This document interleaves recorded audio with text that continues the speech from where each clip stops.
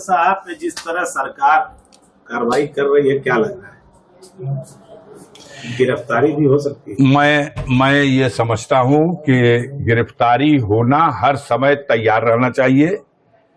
लोग व्यवस्था को तानाशाही ढंग से चलाने का प्रयास कर रहे हैं, लेकिन जनता इन्हें विफल कर देगी। बर्क साहब निर्भीक हैं और कोई ऐसा उनसे गुनाह नहीं है कि जिसके लिए वो घबरा जाए। हिम्मत है इनको तो उसको गिरफ्तार करें ना।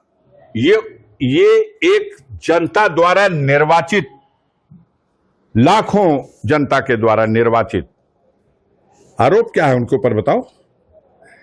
कोई आरोप बताओ।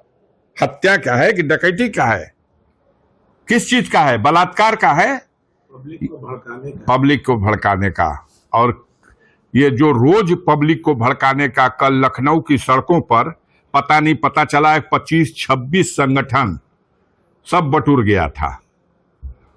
और बटुर करके पब्लिक को भड़काने के लिए जिस तरह की भाषा बोली गई है और जिस तरह का व्यवहार किया गया है, पूरे कानून व्यवस्था के लिए और इस सरकार के लिए बहुत बड़ी चुनौती है।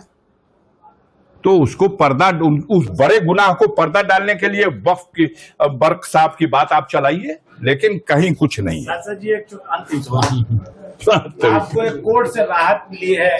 अरे कह तो दिया भैया, मान के तू ना मान जी बा तू ना मान जी बा। जैसे पूछे के बाद उसे पूछा क्या था मामला, पूछे, जिससे पूछना है उससे पूछिए कि ये क्या हो गया। सर जी एक अंतिम सवाल, मुर्शिदाबाद में दंगे हुए हैं वक्फ कानून के विरोध में, इस पर क्या कहें? मैंने ये खबर अभी पढ़ी, देखी नहीं है। जहां कहीं भी देश में इस तरह की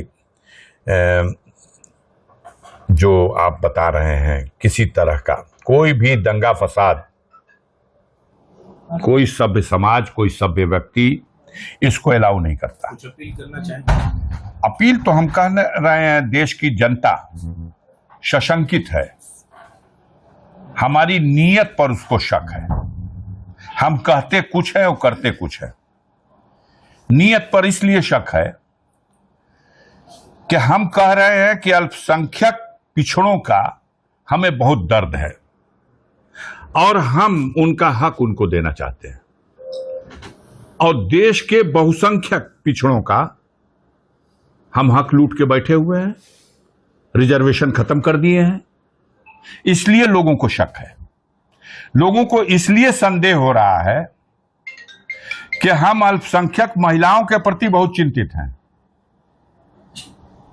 हम अल्पसंख्यक महिलाओं को उनका कल्याण करने के लिए, उनका अधिकार देने के लिए, उनके हित में यह फैसला ले रहे हैं।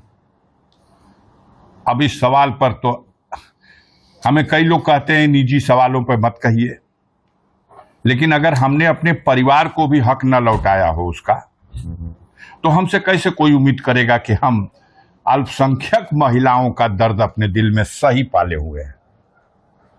इस सवाल को भी मैंने पार्लियामेंट में कहा कि बंबई महानगरी की सबसे ऊंची इमारत,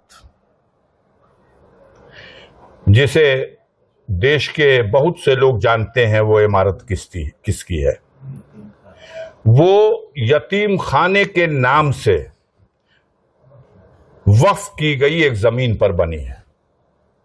अब वो खतरे में है। अगर वक्फ बोर्ड के पास अधिकार रहेगा तो कल वो बिल्डिंग खतरे में आ जाएगी। संसद से जो पास हुए, देखिए बात अब पूरी हमारी समझ लीजिए पहले, क्यों इस सवाल पर लोग विचलित हैं। लोग विचलित है कि हम वक्फ की संपत्तियों का संरक्षण करेंगे, तो लाल किले का संरक्षण करने के लिए डालमिया को क्यों दे दिया? इसलिए हमारी नीयत पे लोगों को शक है। कोई दानी, कोई महादानी अपनी संपत्ति अपने पुण्य के लिए गरीबों, महिलाओं, बेसहारा लोगों के काम आ जाए, इस उद्देश्य से संपत्ति दान में दे देता है। जिसको दान दिया दान देने की प्रक्रिया को वक्फ कहते हैं। दान कर दिया, यही वक्फ है। इसको उर्दू शब्द है वक्फ।